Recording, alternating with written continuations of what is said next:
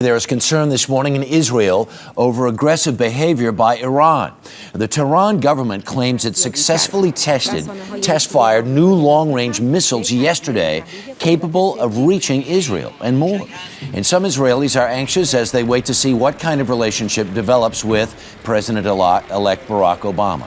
Joining us is Israel's Vice Prime Minister and Foreign Minister, Tzipi Livni. Good morning. Good morning. First things first, let's talk about this missile test. They said they successfully tested a missile with a range of 1,200 miles. What is your reaction to that? Iran is not the Israeli problem only. I mean, it is a danger to the world. It is a danger to its neighbors as well. So there is now a common understanding in the international community that Iran must be stopped. I mean, nobody can afford Iran with a nuclear weapon. This kind of extreme Islamic ideology that cannot or is trying to deprive others from their rights.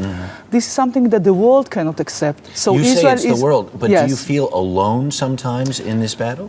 No, there is now an understanding that this is the common denominator. This is a common goal of the international community.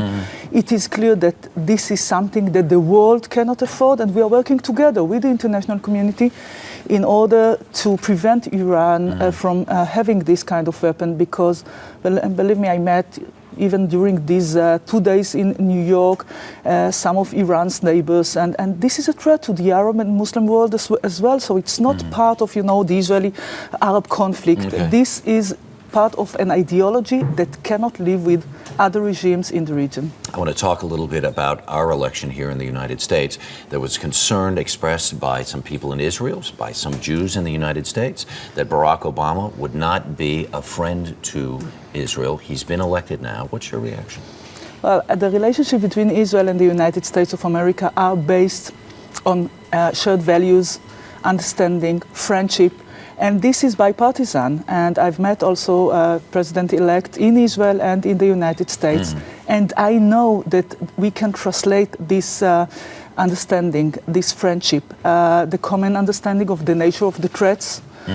We just mentioned one. Sure. The opportunities that we have in the region.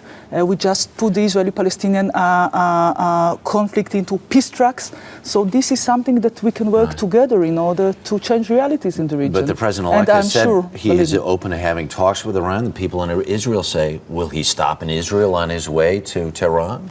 As I said before, I know, and the President-elect said it clearly, that nobody can afford Iran with a nuclear weapon. So we should discuss, and this is part of the understanding between our nations, what are the best steps that can be taken in order to do so. But this is part of relationship between states, and the relationship between Israel and the United States of America are excellent. Okay, and your colleague they're going to be the same. Okay, they're going to continue to be the same. Yes. All right. Your colleague Shimon Peres yesterday said straight to the face of King Abdullah that he hoped that his would be the prevailing voice in the region.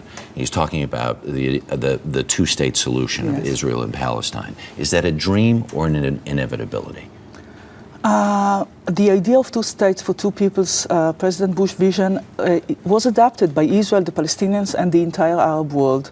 Now we are working on translating it into an agreement. Israel and the Palestinians, all of us need the support of the Arab world to do the right thing. And the Saudis are very important on this. So the voice of President Shimon Peres was very important yesterday. And we hope that the Saudis, like other Arab states, will not sit on the fence just waiting for something to happen, but will support this process because we are on the right tracks. But we need the support of the Arab world in doing the right thing, supporting the moderates, and fighting the extremism, as was said yesterday in the General Assembly. Tzipi Livni, we thank you very much for coming in this morning, and we'll be watching with interest as your election comes close. Okay.